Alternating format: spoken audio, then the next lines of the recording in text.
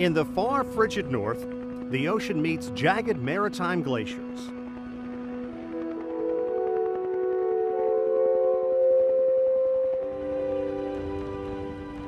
Soon, those glaciers and the rough terrain give way to what seems like an unending blanket of white.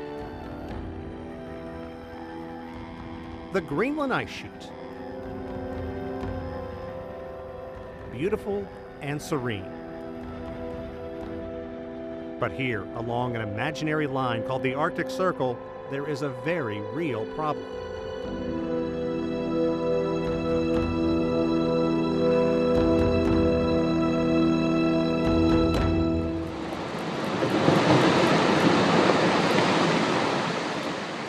A meltdown like none ever recorded in this area of the world. It became like the thing to do in town, to go down and watch the massive amount of water going through. The Arctic is experiencing, I would say, a crisis. The meltdown is changing long-held beliefs about the Arctic and its weather patterns, as well as being blamed for affecting conditions around the globe and triggering a rise in global sea level.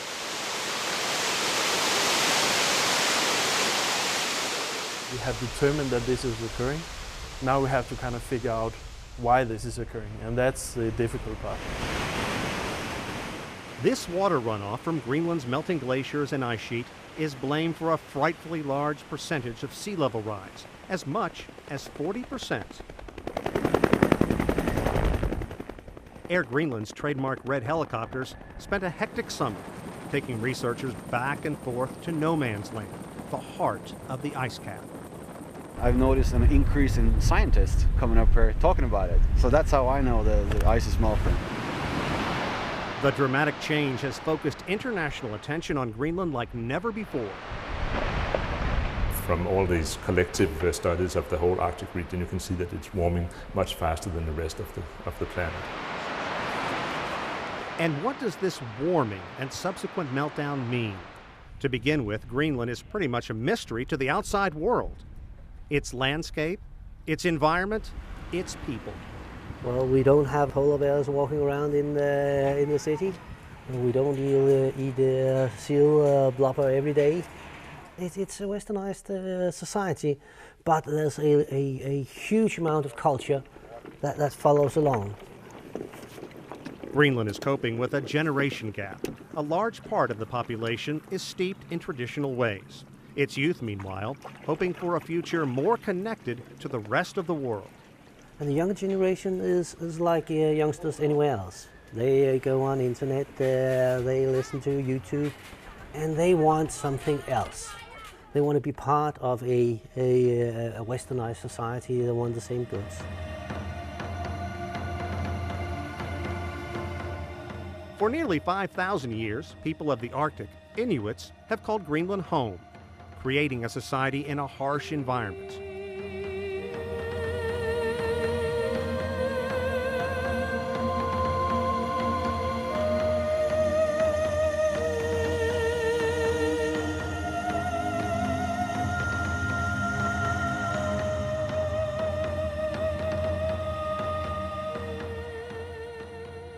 In one of the country's largest towns, Ilulissat, there are more sled dogs than people.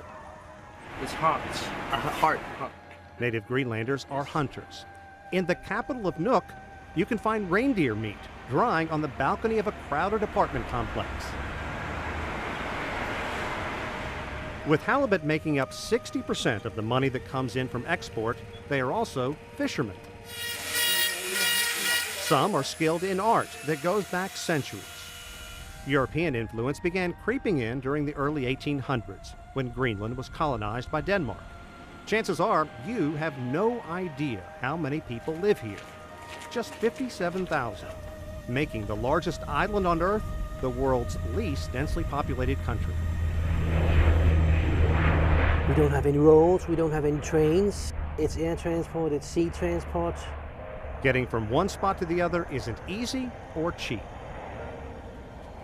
Roughly a third of all Greenlanders live in the capital of Nuuk. Nook, like almost all populated towns, is located on Greenland's west coast.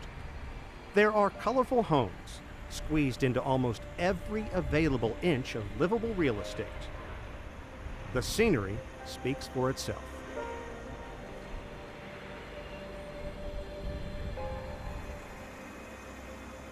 In the last few years, Greenland began gaining independence from Denmark. And now the country's leaders are opening up the country for oil and mineral exploration. When the ice is melting, there is more land getting exposed and it's easier to access the minerals in the ice zone. Not everyone likes that. It's a shame. It's a shame for government in Greenland. I think it's very bad. Do you think that the government is for sale in a way? Yeah. The lake on the surface. So as this lake is filled, there are cracks on the ice that they're not very deep. For legions of researchers like Marco Tedesco, massive melting and the changes it's fostering are all uncharted territory. In 2012, we had a new record set in terms of melting over the Greenland ice sheet. In just a few short but hot days in August, there was melting over 97% of the ice sheet, virtually the entire cap. No one saw it coming, not like this. Even more staggering considering the ice cap pushes up 3,000 meters above sea level.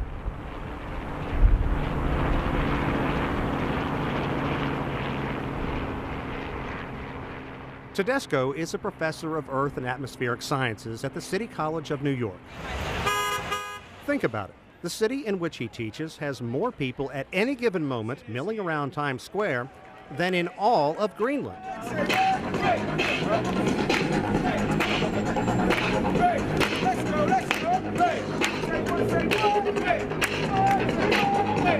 An irony not lost on Tedesco. I felt that I was like the man stepping on the moon. And what I clearly remember was the sound of the ice under my boots.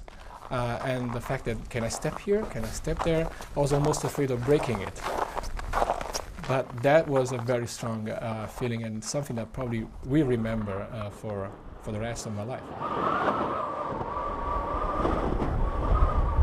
It is incredibly windy, incredibly cold, and incredibly beautiful and awe-inspiring to be standing here in Greenland's massive frozen wasteland. But here, amid this snow and ice, it's hard to believe that the ice sheet is melting as fast as scientists say. But it is, and this country is changing. Then suddenly you have a change into direction, but it goes very fast. Tedesco was able to capture on video something no one else had apparently ever recorded. But this is the bedrock, okay? And this is your ice, and this is your water, so that we know. And then this water suddenly and violently drains through this channel, which is called Mulen, and it makes it larger and larger, and it starts draining all the water sitting on the top. This is a catastrophic event. It's important because it's a symptom of an environment in flux. Studies show Greenland's ice cap is riddled with these mullens, and they could very well illustrate how the ice sheet is being carved up like Swiss cheese, and how this runoff could be one of the hidden keys to sea level rise. Scientists say we are watching the polar regions melt right before our eyes. So you can tell there's a stream here, and then there's a bunch of flow coming down on this right side.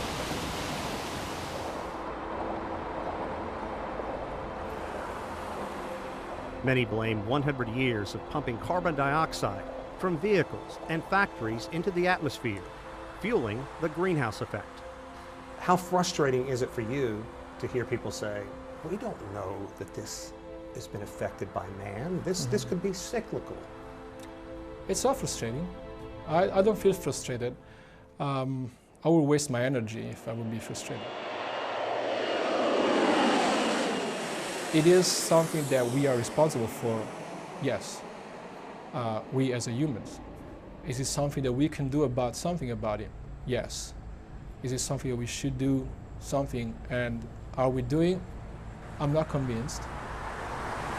Understanding the summer's record melt-off and how it's apparently affected by carbon dioxide is important because the 1.8 million square kilometers of Greenland ice basically serves as a cooler for the Earth's atmosphere. And if you listen to scientists, the cooler is broken. I mean, think about it, snow is this white reflective surface. And if you remove that, that sunlight, the radiation that's coming in, it's not going to be reflected back in the same way. It's gonna be absorbed by the ground. It's gonna warm it up. And the same with Arctic Ocean. You lose the sea ice, you lose the reflective properties. The water will be even warmer, and you'll melt more ice and really see like the massive flooding. Åsa Rennermalm is an environmental engineering professor at Rutgers University. She's trying to determine how all the melting is affecting the Earth's climate, why what's going on up here is leading to subtle but serious changes in the environment everywhere on the planet. It's very hard to say, oh, there's these changes going on. So we just need to collect more data to understand the system. Like, okay, this was an extreme summer, and is next summer going to be extreme again, or we're going to see something different.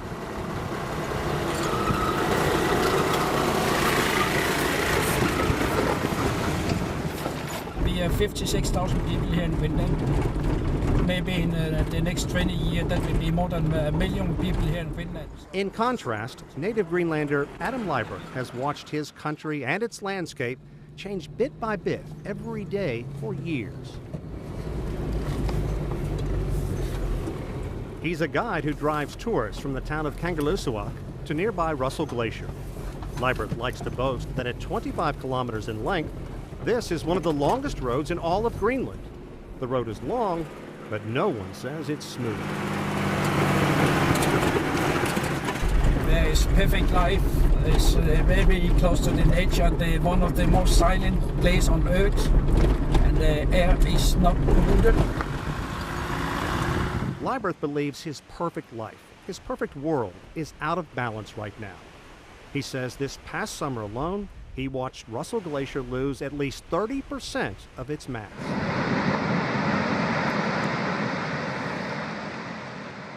What do you think about the big change? Or do you worry about it? Do you think about it? Yeah, I think about it. Even for me, each of the ice in the past 2 years, the ice retiring nearly 300 meters back is even for me scary. For even my hairs rising up when I saw that, I think I'm beginning to think about it. And even for us, I calculate with the speed, maybe in the 40, 70 years in the century, we can probably cross from here to East Greenland without ice. That would be no ice. Liebert will be the first to say he's no expert, but there are a host of scientists gathering precise data. Yeah, there's plenty of observations. We used to see the glacier here, and now we don't. You might have some long-term measurements there, but GRACE quantifies that in the perspective of the entire ice sheet. So NASA researcher Scott Lufke spends his life poring over detailed information, interpreting the info that comes from satellites called the Gravity, Recovery, and Climate Experiment. In science circles, it's called GRACE. GRACE can detect the most subtle, minute changes in land ice, down to the width of a human hair. At the end of this decade that we're looking at, the last couple of years, we see very large anomalies in the melt season. So we're seeing larger and larger melt season losses. Lufke has put together sobering information covering the years 2003 to 2010. On average mind you, Greenland has lost 230 gigatons from the ice sheet every year. And for some perspective, about 80 gigatons is the amount of water in the Chesapeake Bay. So nearly 3 times the amount of water in the Chesapeake Bay is being lost, that's equivalent water, is being lost in ice to the oceans every year on average over that time period. Think about that. On average, every year, Greenland has been losing 3 times the amount of all the water in the Chesapeake Bay. And 2012 was no average year. It appears 2012 saw 40% more runoff than an average year. By any standards, it's a colossal amount. So what we see is Significant loss. Most of that loss is coming from the margins of the ice sheet, the low elevations in the marine terminating glaciers. We've seen loss over that time period go from persistent loss in the southeast going all the way up to the northwest now, and even in the north we're seeing significant loss. That's why we call it a Goliath year, because it really outstands above everything.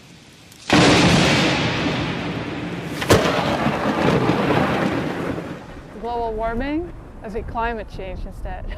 Because it's not just global warming. You have changes in precipitation, changes in extreme events. Extreme events could be triggering extreme conditions around the world. An estimated 15,000 record high temperatures were recorded across the United States this past summer. At the same time, Great Britain slogged through a horrifically wet season, and the northeastern United States will be rebuilding from a late season hurricane for years to come. The climate change is manifested most rapidly and strongest in the Arctic region right now. And here's also a region where you have some consequences that could ultimately influence the rest of the planet, such as the Greenland ice sheet with rising sea levels. Scientists say the sea level is creeping up ever so slightly, less than 2 millimeters a year. It may not seem like much, but it could spell disaster when freakishly strong storms blow in. What does it matter if it's just this much more water in the oceans? The problem is that the storm surges will be much higher. I mean, already now you have issues with trying to protect the coastal areas, and that's just going to be a bigger problem. I mean, New York City is going to have a problem. It turned out to be incredibly prophetic. Just weeks after this interview, Superstorm Sandy unleashed its fury on the U.S. Northeast, including New York City.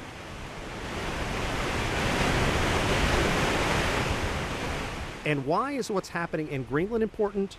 Scientists maintain at least a third of all global sea level rise is attributed to the melting here.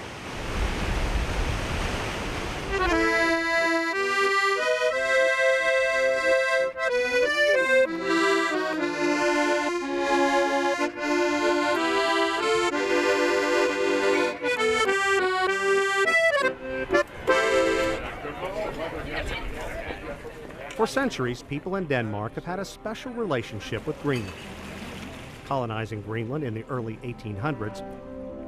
And in Copenhagen, there's a tribute to Knud Rasmussen, son of a Danish cleric and Inuit Danish mother.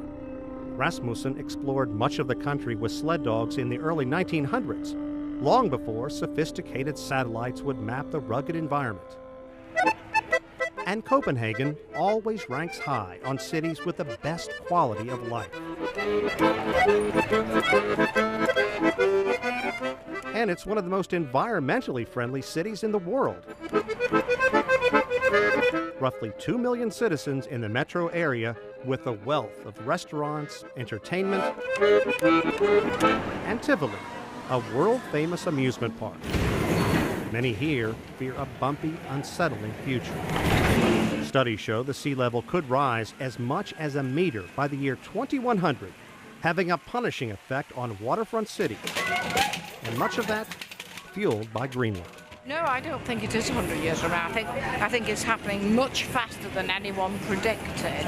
And what I think is the very worrying part is that when people think, oh, well, it's nothing to do with me, you know, we are all in this together. It is one world. Well, yeah, I'm concerned about global warming because I think it's happening. The fact that most of the seasons are changing in a lot of different countries for the worse. Yeah, I mean, I don't use a car in Melbourne now for that reason. Really? Yeah.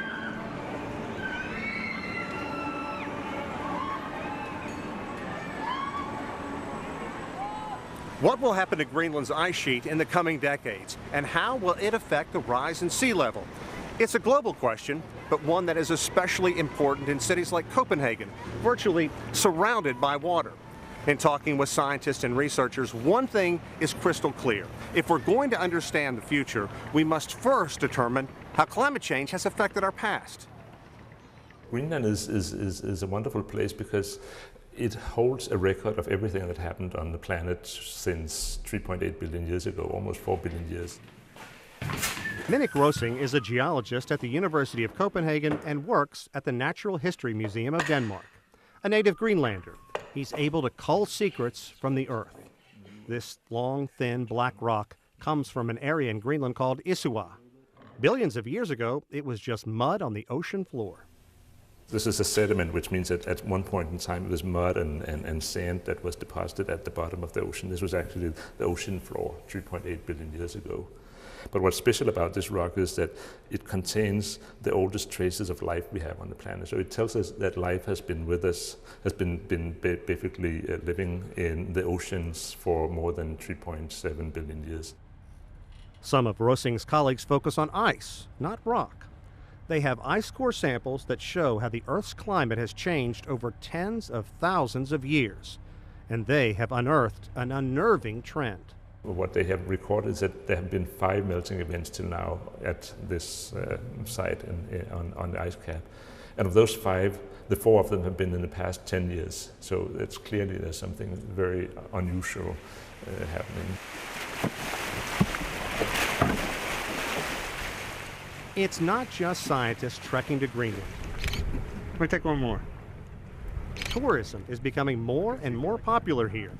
On any given day, boats navigate through icy waters off the coast of Ilulissat, putting people closer to drifting icebergs that come from Jakobshavn Glacier. Scientists and researchers have been studying Jakobshavn Glacier for more than a century and a half, dating all the way back to 1850. In fact, a large chunk broke off in the early 1900s, and an iceberg made its way from here into the North Atlantic. It would have melted into obscurity had that iceberg not crossed paths with a luxury ocean liner on her maiden voyage, the Titanic.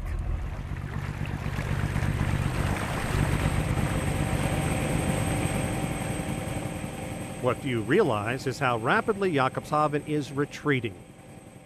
More than 15 kilometers this past decade alone. Ice and Inuit culture are intertwined. Customs and traditions that are thousands of years old are being adversely affected from a significant meltdown.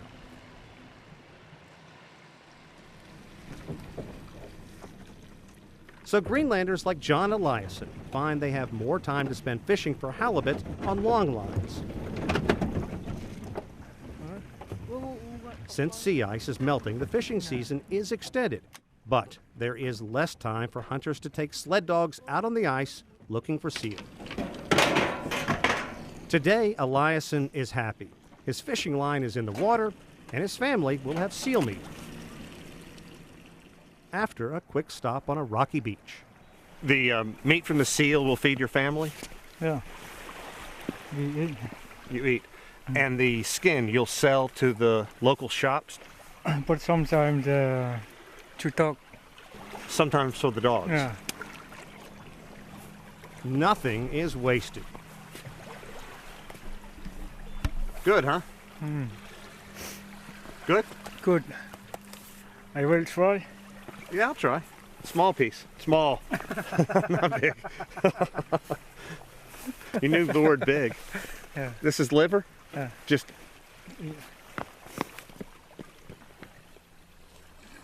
That's liver.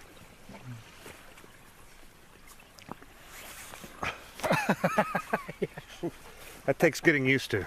An adventure for me, but a dietary staple for people in Greenland. People here hunt seal, whale, and reindeer.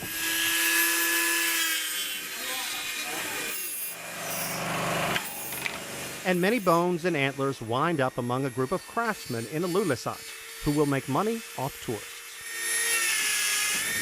Christian Flu is the most celebrated artist in town, and his most treasured pieces are these, called tupalaks. He says in the old times they were used as a tool to curse your enemies, but now they are just used as a decoration in the home. Flu's work has been in art shows in France and the United States, but he leads a humble life. Like everyone in Greenland, Flu is keenly aware Greenland's environment is changing. It's very, very important to preserve the culture. But Flu says he's not nervous about its future, saying it's been preserved for a long, long time. The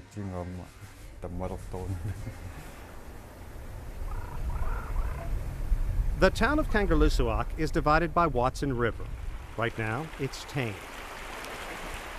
But notice the banks, the erosion, and workmen trying to repair the one bridge in town. This is what happened when record melting fueled record runoff. This year is the worst. Just this year? Yeah. The last 2010, 2011 have been fantastic years. We get more and more guests here. But 2012, exactly the 11th of June, was the worst day in my life in Kangerlussuaq. The hot summer turned Kim Ernst's life upside down. His restaurant, the Rowing Club, is on one side of the bridge, most of the town and its citizens on the other. And 4:30, the police called us, and now we have 20 minutes to pack down because there was something wrong with the bridge and the water was going over. Townspeople had never witnessed anything that rivals the bridge washout. Never, never. I talked to people who lived in the town for 30 years. They've never seen anything like that. Obviously, during the lifetime of that bridge, something like that has never happened. But people in Greenland are resilient. So what does it mean to finally be able to prepare this food again after the rotten summer you've had? That's fantastic. As is his spread of traditional Greenlandic food. This is muskox, and this is minted muskox. This one is lamb, Greenlandic lamb chop, and this one is reindeer sausage. And the reindeer sausage we make ourselves.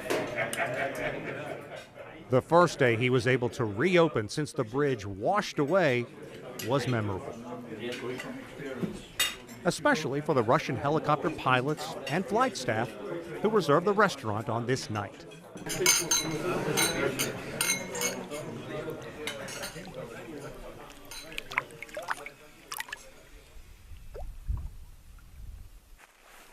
This is how the people of Greenland want you to see their country. A pristine glacial lake surrounded by raw, rugged beauty. But there is a lingering hangover from this past summer's massive thaw, and a lot of people here are wondering, what's next?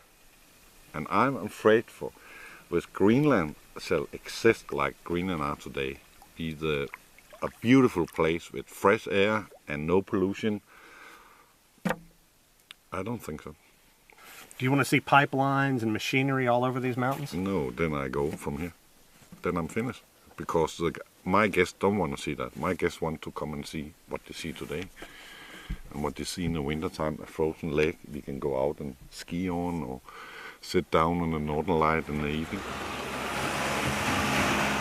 Many call it bad news. Many others say it is a blessing. The massive meltdown is opening up land. And industry giants want to tap into it for oil and mineral. Well, we were one of the first people in this big scale project. So we were at the forefront of the developing Greenland as a mineral exporting country. Ebe Larsen's company may be at the forefront, but scores of others are playing catch-up. There are now 120 permit requests for large-scale mining and offshore oil exploration. Currently, there are no offshore oil rigs and only a few small mines. We want to be able to earn our own money and make our own living. According to the editor of Greenland's 2 newspapers, mining and oil will mean money for a country that just doesn't have much. We need to be economically independent of Denmark. We want our own economy. We don't want to continue asking for money from Denmark. Denmark ceded some autonomy, but the Danes are still in charge of Greenland's foreign affairs, security, as well as financial control over the country. Here in this city we need housing, we need better health, we need better education, we need better communication, we need better infrastructure. It's a country of only 57,000, and a recent study showed a stunning 85% lack basic math and reading skills.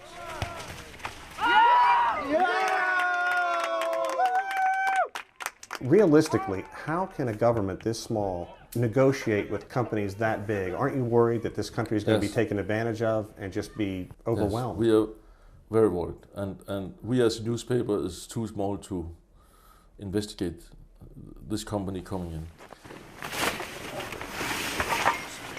Morten Shalmy runs a Greenland-based company called Exploration Services that works with mining companies both large and small. He says Greenland's government is acutely aware climate changes are speeding up economic changes. And he says the government is taking steps to avoid mortgaging Greenland's future.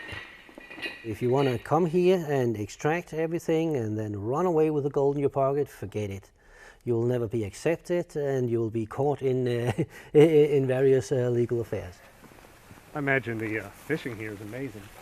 Yeah. I don't say no minings in Greenland, but don't start like the place in like no fjord. If we do it, then we can sold all Greenland to industry, and it's bad. Pitawang Tatusen says he truly feels like a voice in the wilderness. He's arguably the harshest critic of Greenland's push for widespread mining and oil exploration. Tatusen grew up near this body of water called New Fjord. New Fjord is a paradise in Greenland. He has been rallying support against a company that wants to build an iron mine in the shadow of New Fjord. That makes me angry in that way. That they can just come in and overwhelm you. Yeah, occupied our country. And I call it occupied our fjord, because it's like occupying country. People have not informed really as they should, and it's a shame. It's a shame for government in Greenland. I think it's very bad. Well, our concern is both with nature and environment and with the people or the society up here.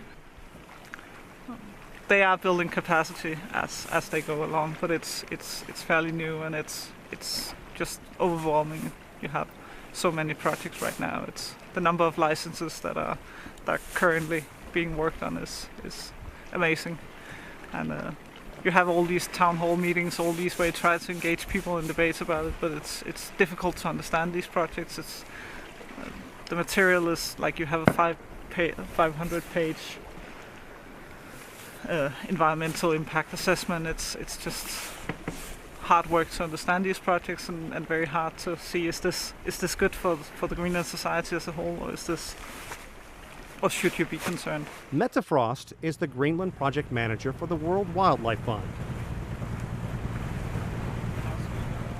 Like many, she doesn't believe the debate would even be going on if Greenland's ice wasn't melting so quickly. With nature, of course, there's a great concern that like there'll be a oil spill, there'll be a leak, and if you imagine a spill of oil in an area like this, it'll just be devastating for fisheries and devastating for the whole area. There will be a lot of pollution in water, in landscape, and air. They told us, engineers, and so they told us there will not be there will be a very small pollution, but the fact is that in 10, 15, 30, maybe more years, there will be a lot of pollution in fjord and water and air. So we are very, very concerning about that. Nuuk is essentially becoming a hub as Greenland's young leave small fishing and hunting towns and communities that dot the coastline. But you're seeing conflicts, new coming in, the old way of life going away. What's that like to see firsthand?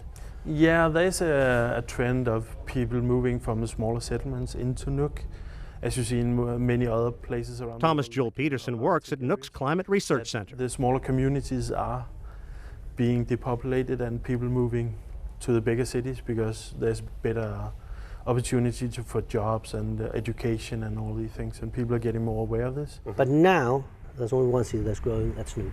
Nuuk, Nuuk, Nuuk, Nuuk. Climate change is accelerating this migration. Many are coming because they believe they'll find a better job, working for one of the big mining companies that's setting up roots in Greenland. But when they get here, many transplants find the quality of life isn't better. That is, if they can find an apartment. And the waiting list could easily be like 20 years, depending on what kind of flat you want. And 20 years? Up to 20 years, yes. That's not unusual. So it's not very easy to find a place to live. Then you have a lot of private investors that actually have flats that they do want to rent. But in Greenland, it's quite common that when you come to Greenland, if you come from Denmark or from another country and you get a job here, then your employer will provide you with a place to live. So all the private investors that have flats, they do rent, they only want to rent them to companies, not to private people. So it's very difficult to find a place to live here unless you can buy your own place, and a lot of people don't have that opportunity. There are some apartments to buy, according to real estate agent Marian Berger Rasmussen, but many are being snatched up by big companies preparing to do business in Greenland. Well, a two-bedroom flat in Nuuk, if you want some of the newer things, is above 2 million kroners. In US dollars, you're talking 300,000? Well, yes, $350,000.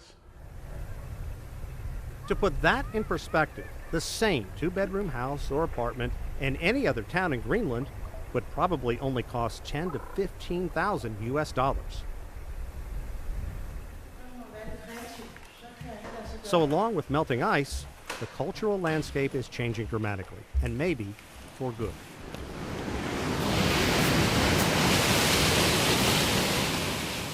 What do you make of the people who portray what happened this summer as a catastrophic event, a harbinger of things to come?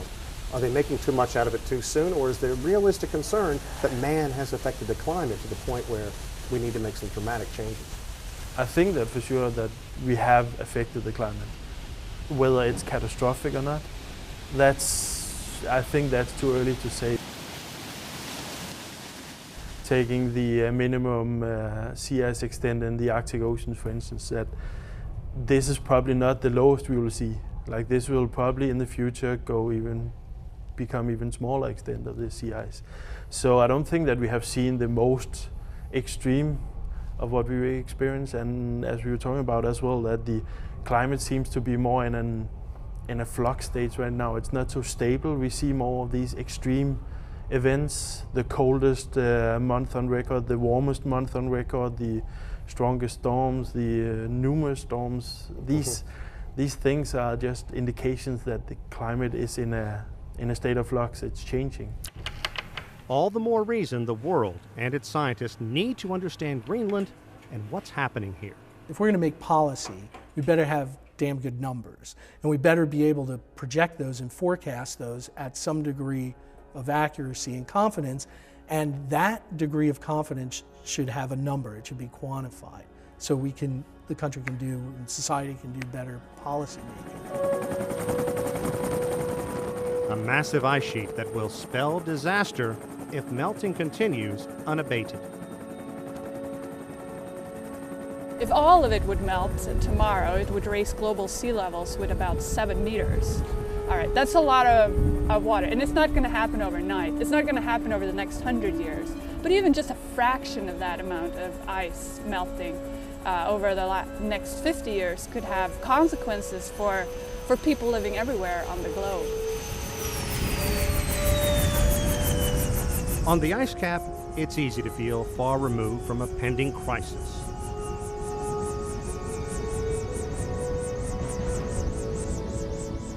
Many scientists are absolutely sure a century of burning fossil fuels has heated the atmosphere and led to serious and significant environment changes.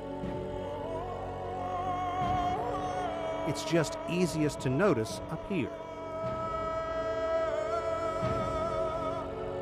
Governments say they want to find a way to turn back the clock and undo the damage. Greenlanders are very aware in the short term their sparsely populated country could actually benefit. But the immediate reality is there is no easy solution, if there is one at all.